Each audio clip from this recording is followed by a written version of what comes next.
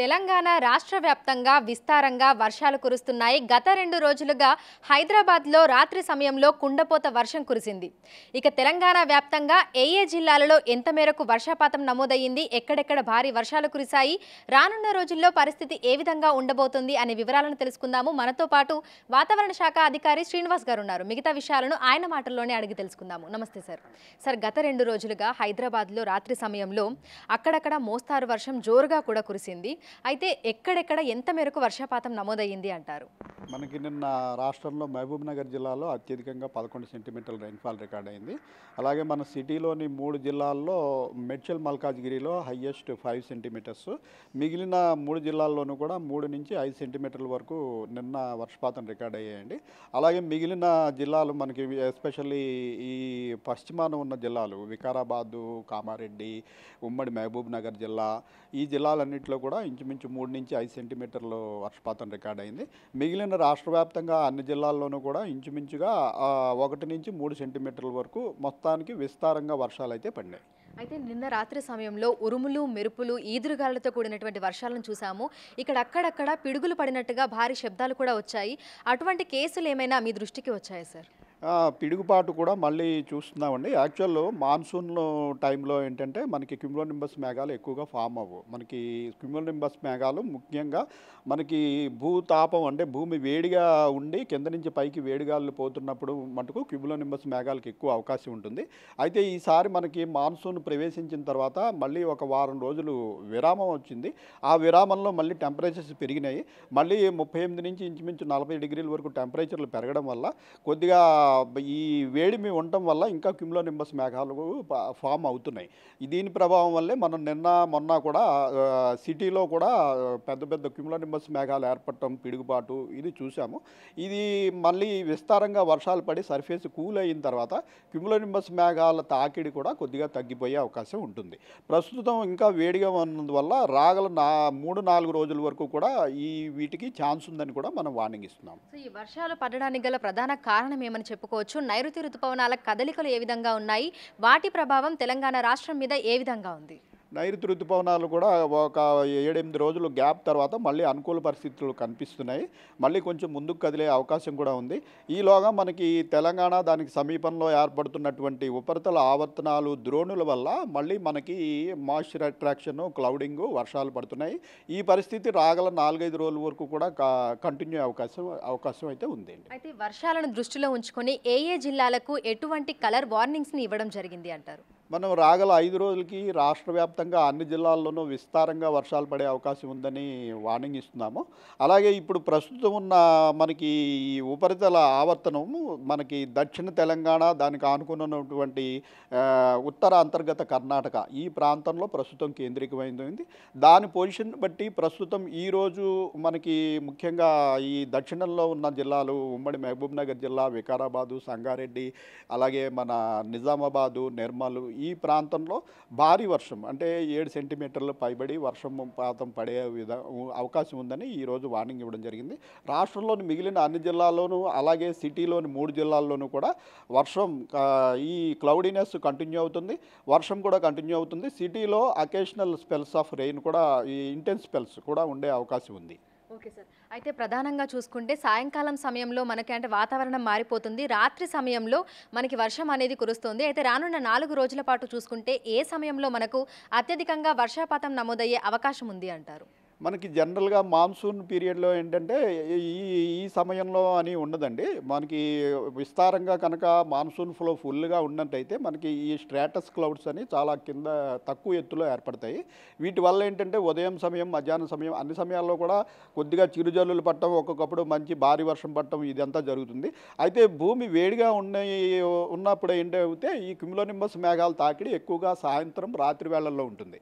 ప్రస్తుతం ఇంకా భూతాపం అంటే మన సర్ఫేస్ టెంపరేచర్లు ఎక్కువగానే ఉన్నందువల్ల అందులోకి మార్నింగ్ మనకి క్లౌడీనెస్ తగ్గి ఒక 2-3 గంటలు ఎండ కాసినట్టయితే ఆ ప్రాంతంలో డెఫినెట్గా సాయంత్రం మనకి ఇప్పుడు ఋతుపవనాలు చురుగ్గా కదలటం, అలాగే మనకి దగ్గరలో ద్రోణి కానీ అల్పపీడనాలు కానీ ఉండటం వల్ల మనకి వీటి వల్ల మాయిశ్చర్ లభించినట్టయితే సాయంత్రం, రాత్రి సమయాల్లో ఎక్కువగా క్యూములోనింబస్ మేఘాలు ఏర్పడతాయి. అయితే మనకి సర్ఫేస్ ప్రస్తుతం వేడిగానే ఉన్నందువల్ల ఇంకొక 2-3 రోజులు క్యూములో క్యూమ్లోనింబస్ మేఘాలకి అవకాశం ఉంది. అంటే భారీ వర్షాలు ఎక్కువగా సాయంత్రం రాత్రి వేళల్లో పడే అవకాశం ఉంది. ఆ తర్వాత బాగా కూల్ అయిపోతే మనకి స్ట్రాటస్ క్లౌడ్స్ వచ్చిన తర్వాత అన్ని వేళల్లోనూ కూడా చిరుజల్లులు పట్టడం, ఒకప్పుడు భారీ వర్షం పట్టడం కూడా జరుగుతుంటుంది. సో ఈ రానున్న 4 రోజులు ఉరుములు మెరుపులు ఈదురుగాలులతో కూడినటువంటి వర్షాలే కురుస్తాయా సార్? లేదంటే సాధారణంగా మనకి ఎప్పటిలాగానే మోస్తారు నుంచి తేలికపాటి వర్షాలు, అక్కడక్కడ భారీ వర్షాలు కురిసే అవకాశం ఉంది అంటారా? మోస్తారు నుంచి భారీ వర్షాలు, తేలికపాటి వర్షాలు ఉంటాయి. అయితే కొంచెం ఇంకా సర్ఫేస్ వేడిగా ఉన్నందువల్ల ఒక 2-3 రోజులు క్యూమ్లోనింబస్ మేఘాల తాకిడి కూడా ఉంటుంది. ఈ 2 కలగలిపి మనం ఇప్పుడు ఆల్రెడీ కంప్లీట్ క్లౌడింగ్ చూస్తున్నాము. పూర్తిగా క్లౌడింగ్ ఉన్న రోజులు వచ్చాయి. అంటే మాన్సూన్లోనే ఇది సాధ్యం. మనకి వేసవి కాలంలో పడే క్యూమ్లోనింబస్ మేఘాల వల్ల ఏంటంటే పగలంతా విపరీతమైన ఎండగాసి సాయంత్రం సమయంలో ఉన్నట్టుండి మేఘాలు కమ్ముకుని ఒక 2-3 గంటలు వర్షం పడి మళ్ళీ క్లియర్ అయిపోతుంటుంది. అయితే మాన్సూన్ ఫినామినా అది కాదు. మాన్సూన్ ఫినామినా ఏంటంటే మీకు ఇలా రోజంతా కూడా ఒక క్లౌడ్ తోటి మనకి మేఘావృతమై ఉంటుంది. ఆ వాతావరణాన్ని మనం చూస్తున్నాం కాబట్టి మాన్సూన్ గాలులు కూడా వేగం అందుకుంటున్నాయని మనకు కూడా సమాచారం ఉంది కాబట్టి ఒక 2-3 రోజులు క్యూమ్లోనింబస్ మేఘాలతో కలిపిన వర్షాలు పడినప్పటికీ క్రమంగా మళ్ళీ మాన్సూన్ టైపు రెయిన్స్ మనం చూడగలుగుతాం. సో హైదరాబాద్లో పరిస్థితి చూస్తే రాత్రి సమయంలో మనకు అనుకోకుండా అక్కడక్కడ జోరుగా వర్షం కురుస్తోంది.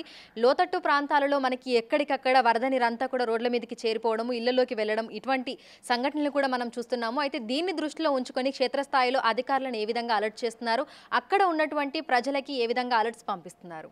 మనం మామూలుగా ఇప్పుడు అన్ని జిల్లాలకి ఇచ్చే 7 రోజుల వార్నింగులు కాకుండా మనం ఏ జిల్లాల్లో అయితే వర్షాలు పడతాయి అనుకున్నామో వాటి మీద మనం కంప్లీట్ నిఘా లాగా మన రాడార్ ద్వారా మనం నౌకాస్టింగ్ అంటే ప్రతి 3 గంటలకి కూడా వార్నింగ్స్ పంపడం జరుగుతుంది.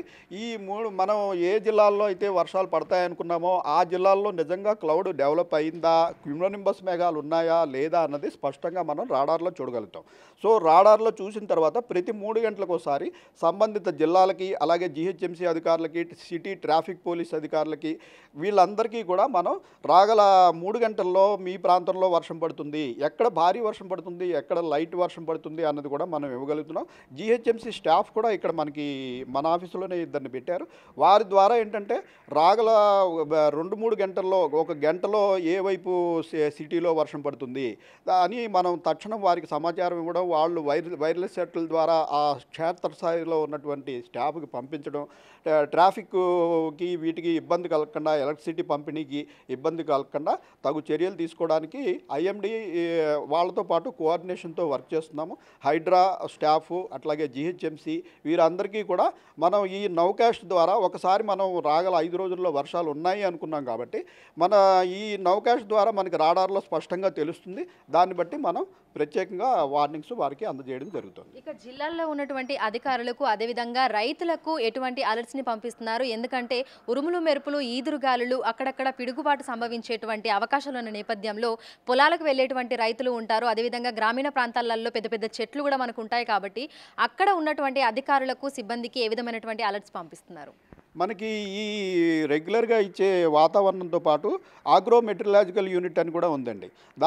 దాంట్లో ఏంటంటే ఈ రైతు సంఘాల వారు, అగ్రికల్చర్ డిపార్ట్మెంట్ వాళ్ళు వీళ్ళందరికీ కూడా రాగల 5 రోజుల్లో భారీ వర్షాలు పడతాయా, లైట్ వర్షాలు పడతాయా, అసలు ఇప్పుడు పంటలు వేయచ్చా, ఏ రకమైన పంటలు వేయాలి, ఇదంతా సపరేట్గా ఆ విభాగం వారు దానికి సంబంధించిన అధికారులకి వారికి ప్రత్యేకమైనటువంటి ఈ హెచ్చరికలు, సలహాలు రెగ్యులర్గా అందజేస్తూ ఉంటారు.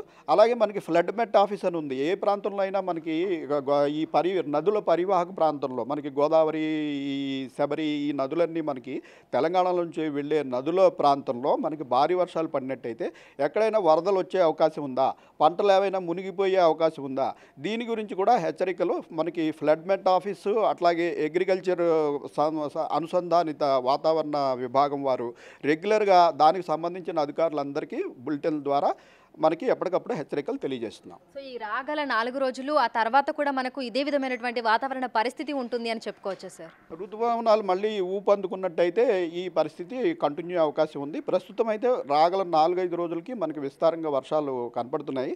తర్వాత పరిస్థితులు ముందుకు పోయిన తర్వాత మనం దాన్ని విశ్లేషించిన తర్వాత మనం దాని మీద స్పష్టమైన అవగాహన వస్తుంది. Thank you sir, thank you so much.